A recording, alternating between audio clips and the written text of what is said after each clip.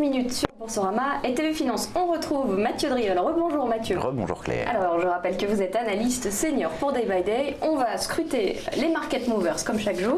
Allez, on commence par la seule valeur à la hausse ce matin. La seule valeur, oui, qui décale à la hausse notablement. Beaucoup de mouvements. Alors ce matin, Transgène, donc plus quasiment 6%. Sur une belle séance blanche pour l'instant. Ah bon, il est 9h10. Hein. Mais en tout cas, on a cette lecture haussière. On a comblé, vous voyez, ce gap baissier qui était important. Un mouvement impulsif, un retour sur l'ancienne résistance majeure ici à 2,81. Un nouveau gap, une jambe de hausse. Une longue phase de consolidation et puis il semble-t-il une nouvelle jambe de hausse qui apparaît tant qu'on va rester au-dessus de ce petit support construit, on va dire à 2,98. La tendance haussière pourrait se développer, accélération attendue au-delà de 3,25 en direction de 3,60.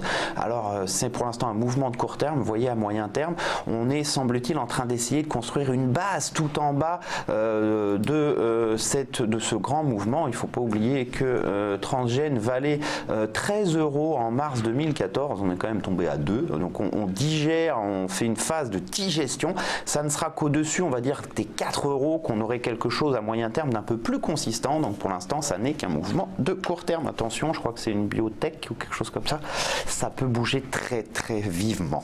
Et alors on va regarder également Albioma hein, qui a subi hier un revers d'Altamir et de sa filiale financière qui s'est désengagée de près de 2 millions d'actions, donc forcément le titre souffre un peu. Le titre ouvert un gap baissier, c'est l'histoire de ce matin. Pour l'instant, moins 6,19.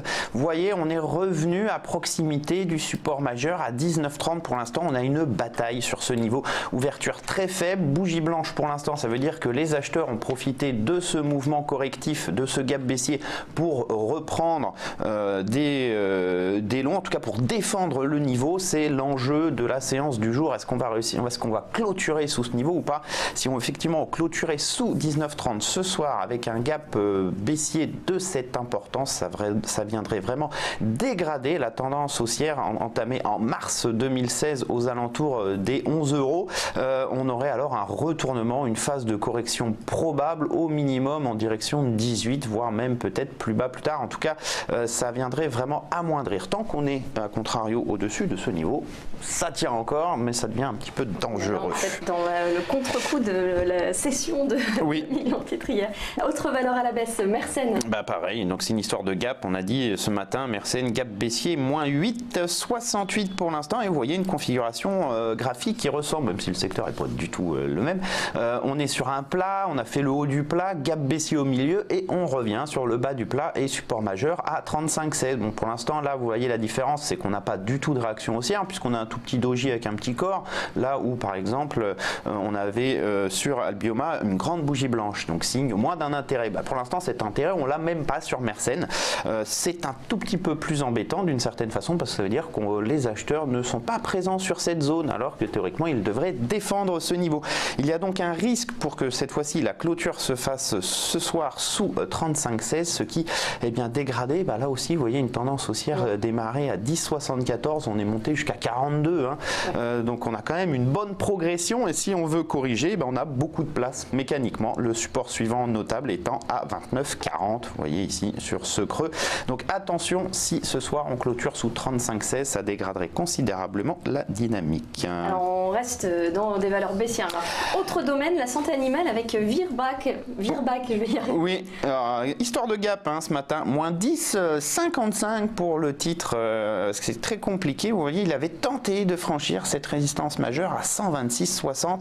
Un test, deux tests, trois tests, 4 tests et puis derrière bah, gap baissier. Donc pour le coup la tendance semble reprendre. Pourquoi la tendance? Bah, vous voyez, on avait cette sortie ici de consolidation avec un gap baissier très très important début septembre 2017, mouvement baissier impulsif, au final reprise assez faible et puis un gap qui fait écho au premier avec la rupture en plus des précédents creux. Bah, pour l'instant la lecture de cette tendance baissière au final eh bien, se confirme. C'est donc théoriquement de nouveau plus bas qui attendent le titre Virbac donc sous 102,90. Donc attention, en tout cas absolument pas de lecture haussière possible pour l'instant, notamment avec ce gap qui vient vraiment relancer la phase de baisse qui pourrait même accélérer.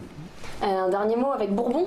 Bourbon, on y va de suite sur cette histoire de Gap Bessier, moins 8,12 sur le titre qui lui aussi, vous le voyez, suit une tendance baissière assez puissante, 20 € en 2014, on est au contact des 6 maintenant et donc on risque encore d'accélérer puisque ça ne vient que confirmer cette dynamique baissière en place depuis de nombreuses semaines. Alors on avait eu cette phase de reprise intermédiaire qui avait permis de définir, vous voyez, un niveau majeur à 8,70 déjà sommet et pour le coup nouveau plus bas, nouvelle reprise technique, puis la tendance ne se dément pas, prochain soutien 5,72 puis 5,12, a priori il n'y a pas d'élément contraire qui nous indiquerait que ça pourrait être par exemple un gap de fin de mouvement, quelque chose comme ça, c'est vraiment plutôt de la vitesse donc, et de la tendance.